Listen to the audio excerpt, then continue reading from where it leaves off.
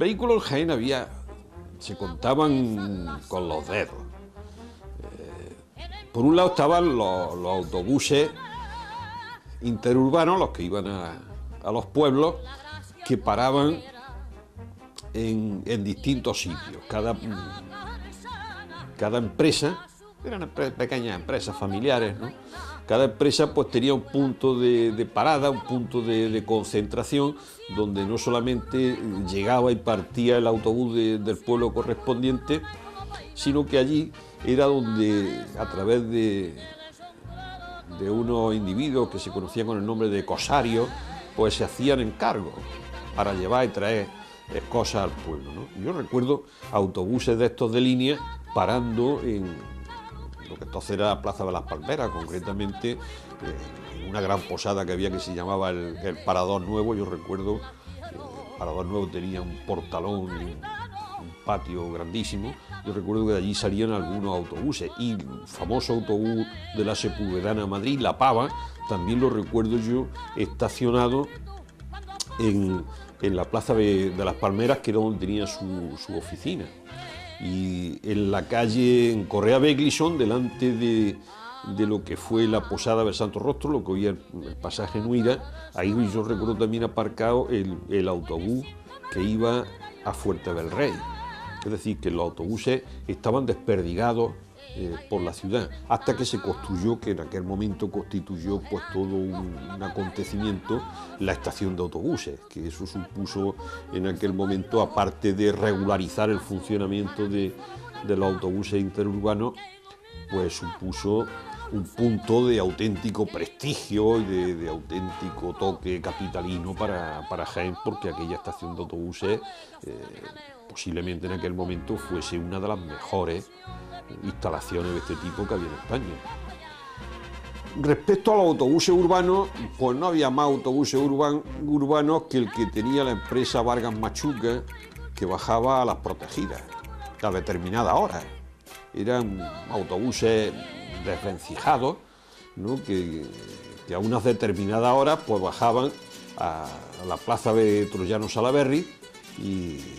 luego a otras determinadas horas pues subían hasta la parte posterior del Sagrario, en la plaza de San Francisco, que era donde tenía el punto de parada. Después, ya en el año 57, pues la gente empezó a exigir que se dotara de un servicio de autobuses urbanos al barrio de Peñamefeci. Y entonces vino una empresa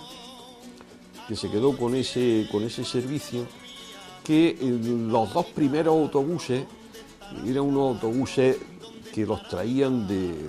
Tetuán, incluso todavía tenían la matrícula con caracteres arábigos, unos autobuses lo mismo, desvencijados, que a unas determinadas horas, normalmente eran horas que coincidían con el cierre del comercio y de las oficinas, pues subían y bajaban al barrio de Peñamefeci. Autobuses ya no había más. Coches particulares, pues coches particulares se contaban con los dedos. La mayoría pues eran los coches oficiales, coches del gobernador, el famoso Mercedes del obispo, coches del gobernador militar, de algunos delegados del ministerio, que eran coches que estaban centralizados fundamentalmente a través del parque móvil de los ministerios, que tenían sus instalaciones en la calle Obispo Estúñiga, donde ahora está la policía y el carnet de identidad. Ahí había unos grandes cobertizos que era donde estaban las instalaciones del parque móvil, que era el que surtía con esos coches. Esos coches se distinguían porque, de acuerdo con la autoridad correspondiente,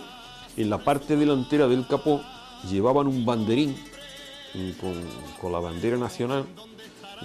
que cuando el coche no iba ocupado por la autoridad correspondiente, ese banderín iba enfundado para que no se viese. Y sin embargo, cuando lo ocupaba la autoridad, pues le quitaban la funda al banderín, y entonces al ver de lejos el coche ya se sabía que ese era el coche del gobernador, era el coche del gobernador militar o el del alcalde. Vehículos privados pues tenían algunos profesionales destacados, algunos médicos muy renombrados, algunos abogados cierto tono. Normalmente este tipo de vehículos privados no eran el titular, el dueño, el que lo llevaba, sino que muchas de estas familias o de estos personajes pues tenían empleado en su casa, tenían un conductor, un chofer, que era el que se ocupaba del mantenimiento del vehículo y de prestar el servicio cuando se lo pedían. La mayoría de estos vehículos tenían periódicamente, tenían que pasar una revisión en la delegación de obras públicas, que era en la ya desaparecida Plazoleta de las Cruces, y entonces los días que correspondía a esa revisión, aquello era un auténtico jubileo yo creo que toda la gama de vehículos que había entonces en Jaén pasaban por allí, la calle Ruiz Romero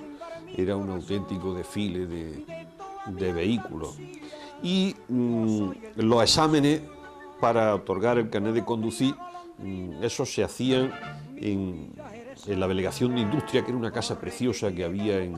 al comienzo del paseo de la estación, donde hoy está la Caja de Ahorros de Granada. Era una casa muy bonita, que ahí estaban las oficinas de la Delegación de Industria, que era de quien dependía entonces la expedición de los carnets de conducir. Y el carnet se otorgaba con unas pruebas muy simples de arranque del vehículo, de aparcamiento, de unos simples movimientos que se hacían normalmente en la puerta de la Delegación de Industria o en esa callecita que va hacia Nava de Tolosa, lateral. Era una cosa muy simple debido precisamente a eso, ¿no? a la escasez de vehículos que había. Gasolineras, pues había dos de tipo surtidor en la Plaza de las Palmeras. Una era la más famosa porque la regentaba un individuo que la gente le llamaba Perico Pedro, que era muy aficionado al fútbol. Entonces este hombre estaba siempre, como estaba de servicio permanente, sentado allí al lado del surtidor de la gasolina. Este hombre, cuando jugaba al Real Jaén, pues tenía por norma que cuando a través de la retransmisión por la radio, pues se enteraba que el Jaén había marcado un gol, tiraba un cohete. Entonces Perico Pedro era muy famoso, la gasolinera de Perico Pedro era muy famosa por eso. Y luego había otra gasolinera también de surtidor, también en la Plaza de las Palmeras, que era normalmente donde se surtían pues, los vehículos privados y los pocos taxis que entonces había en Jaén. Y la gran gasolinera, se consideraba entonces una gran industria, era la gasolinera de los Calatayud en la avenida de Madrid, junto a la plazoleta de San Roque, que esa era una gasolinera que tenía distintos surtidores con distintas calidades de gasolina, de gasoil, y luego tenía talleres mecánicos y tenía incluso venta de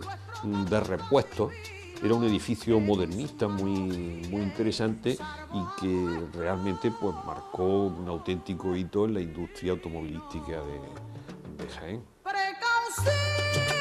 Amigo conductor, la senda es peligrosa y te espera tu madre o esposa. Pues prácticamente se desarrolla paralelamente al paseo de la estación, pero con posterioridad, sin duda, en los años un poquito después, y además no ya con la calidad en los equipamientos, en las edificaciones que van conformando el paseo de la estación. No obstante, también era una vía perimetral al conjunto urbano de la ciudad, que pasaba prácticamente tangencialmente, y por eso precisamente allí se coloca la estación de autobuses en su momento, para evitar precisamente que el tráfico pues entrara en la ciudad y sin embargo pues fuese relativamente cómodo el poder acceder a ese equipamiento que era la estación de autobuses. Después pues van apareciendo edificaciones en esa época que hemos hablado antes tan negativa, en mi opinión, de los años 70 del siglo pasado, en la cual aparecen edificios de mucha altura, desaparecen otros edificios. No obstante, es una vía de primer orden en el crecimiento de la ciudad y aparecen elementos muy interesantes. Por la propia estación de autobuses, que ahí toca tangencialmente, como decíamos, pero tiene una torre que sirve de hito y de referencia, de manera que el viajero, a medida que se va acercando, ya tiene ocasión de comprobar que está en Jaén, aparte de otros muchos símbolos que tiene esta ciudad, por lo que decíamos antes de la topografía. Pero bueno, tiene la estación de autobuses. Se construyó en los años también 45, 50, una preciosa expenduría de petróleo, de gasolina, etcétera, de gasoil, y de una arquitectura racionalista de mucha calidad, y que duró muy poco realmente, porque yo sí la recuerdo de haberla visto construida y llamar la atención, porque manifestaba de una manera clara y contundente los presupuestos de la arquitectura racionalista. La Avenida de Madrid sigue estando ahí, la podemos seguir disfrutando, efectivamente yo creo que ha aparecido el elemento más importante en ese sentido, no en calidad, que la tiene, pero sí en volumen de este siglo, prácticamente finales del pasado, que es el Corte Inglés.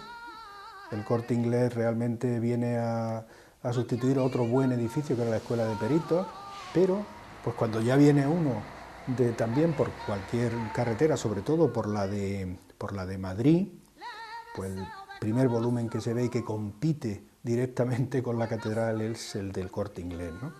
Yo creo que no deja de ser un reflejo de la sociedad actual, en la que en el siglo XVI, cuando se construye la catedral, la Iglesia era un poder y tenía una presencia fundamental en la sociedad. No es que hoy no la tenga, pero sí aparecen nuevos poderes que ya no son los religiosos o políticos, sino el económico y el comercial, que está representado por un edificio de esa envergadura y que compite efectivamente dentro de la ciudad, porque la arquitectura nunca ha dejado de ser una representación del poder. El que ha tenido poder siempre ha querido tener una buena casa y dejar constancia de ese poder mediante la plasmación,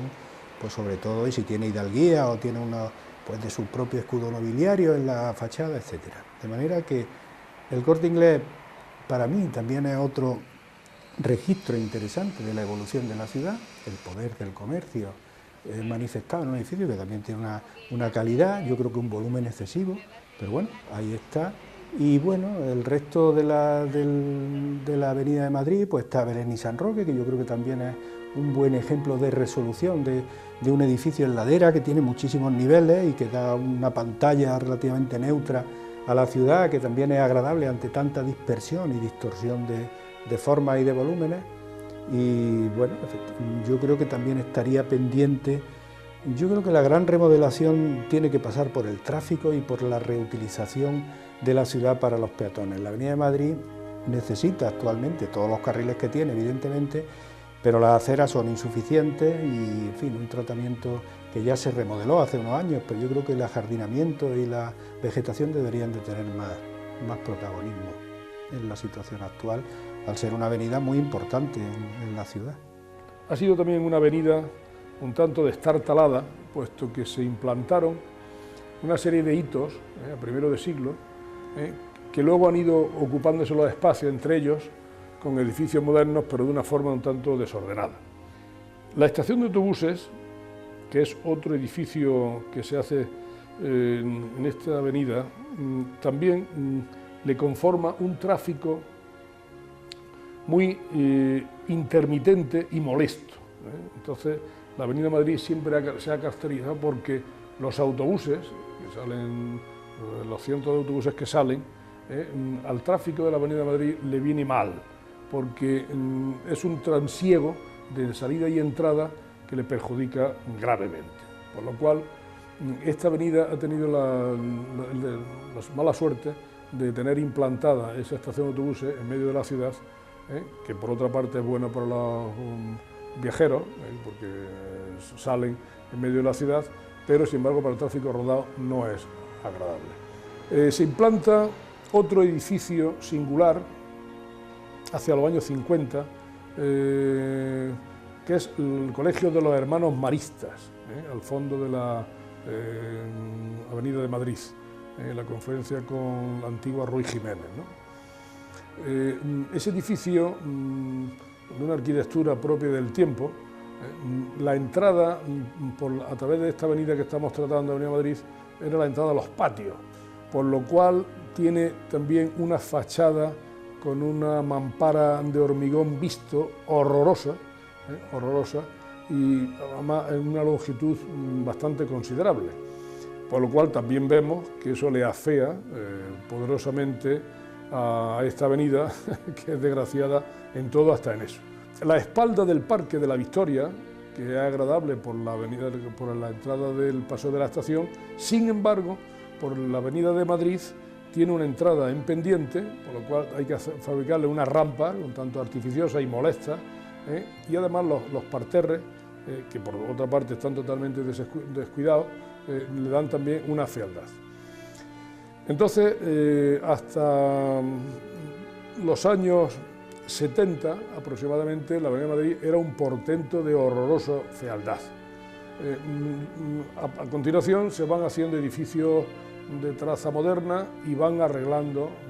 el ambiente, van arreglando la fachada, se van haciendo edificios modernos de cierta gracia y se culmina con la esquina Poderosa, una vez derruido la Escuela de Peritos Industriales, en el edificio portentoso del Corte Inglés. El Corte Inglés le da a la Avenida Madrid una grandiosidad que hasta ese momento no tenía.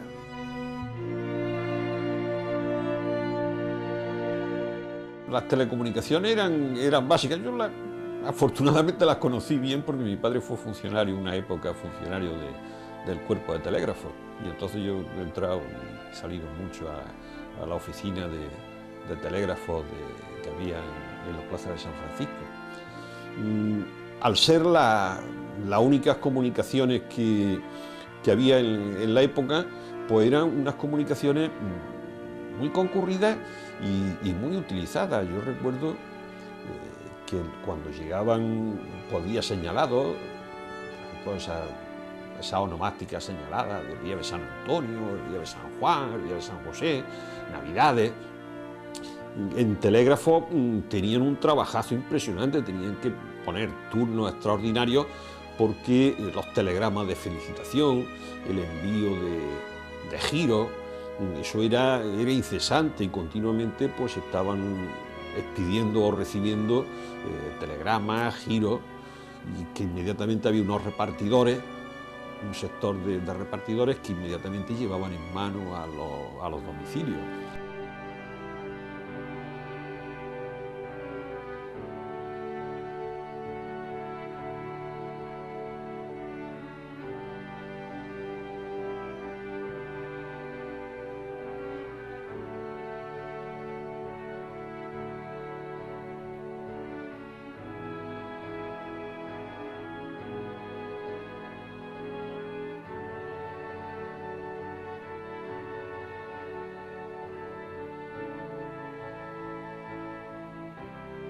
Algo parecido ocurría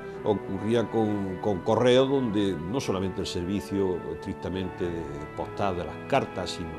el envío de paquetería, de valores declarados, pues eso tenía en una permanente ebullición el patio de operaciones de aquel bonito, porque era muy bonito, edificio de correo y telégrafos de la Plaza Vieja, de la Plaza de San Francisco. Y había una cosa que entonces, y yo creo que eso es algo que los de hoy deberían de aprender y de imitar, que yo recuerdo que aquellos carteros y aquellos repartidores tenían a gala el ser eficaces. Había muchas veces que como el nivel cultural era tan bajo, pues se recibían cartas o se recibían telegramas con unas indicaciones totalmente ilegibles o con unas indicaciones de domicilio incompletas, y aquellos repartidores y aquellos carteros tenían a gala el poder desempeñar su tarea con la máxima eficacia, ¿no? Y entonces, por lo mejor es una carta en la que las señas estaban incompletas, hasta que ellos no localizaban al destinatario, no se daban por satisfechos. Y luego eso lo tenían ellos como una honrilla profesional. Es decir, que aunque los sistemas de comunicación fuesen indudablemente inferiores a los de hoy, sin embargo, quizás tuvieran más eficacia que los de hoy.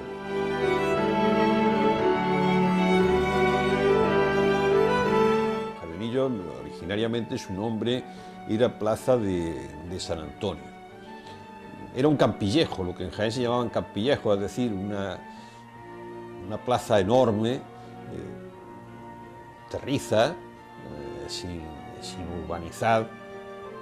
que así pues prácticamente pervivió hasta los tiempos de la Guerra Civil. En la Guerra Civil se construye, en el centro de la plaza, se construye un gran refugio y además se dedican también durante ese tiempo, es uno de los sitios que se señalan para depositar escombros. Entonces, al comienzo de los años 40, cuando se emprenden en Jaén por una serie de obras públicas, de urbanización de la ciudad, fundamentalmente para paliar el paro, pues una de las primeras empresas que se acometen es limpiar y adecentar ese gran campillejo de San Antonio, y entonces cuando se hacen los jardines que hemos conocido hasta tiempos recientes, cuando se traslada ahí la estatua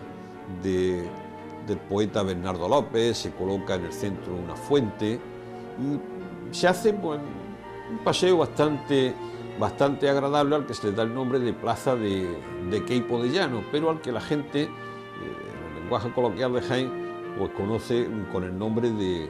Los Jardinillos. Era una plaza de un ambiente muy agradable, una plaza que permitía los jueves y los domingos en el verano, iba mucha gente, porque permitía tranquilamente escuchar las últimas novedades musicales que en la piscina municipal, donde hoy está Correo, interpretaba aquella famosa orquesta que era la Orquesta Armentero, luego fue la Orquesta Sara con su cantora Aguilera, que cantaban pues, las últimas novedades, unos bailes que se celebraban los jueves y los domingos del verano. Y era una plaza bastante agradable.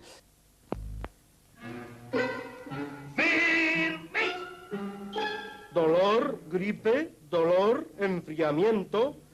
¡Ocal! Contra todo dolor, tableta Ocal.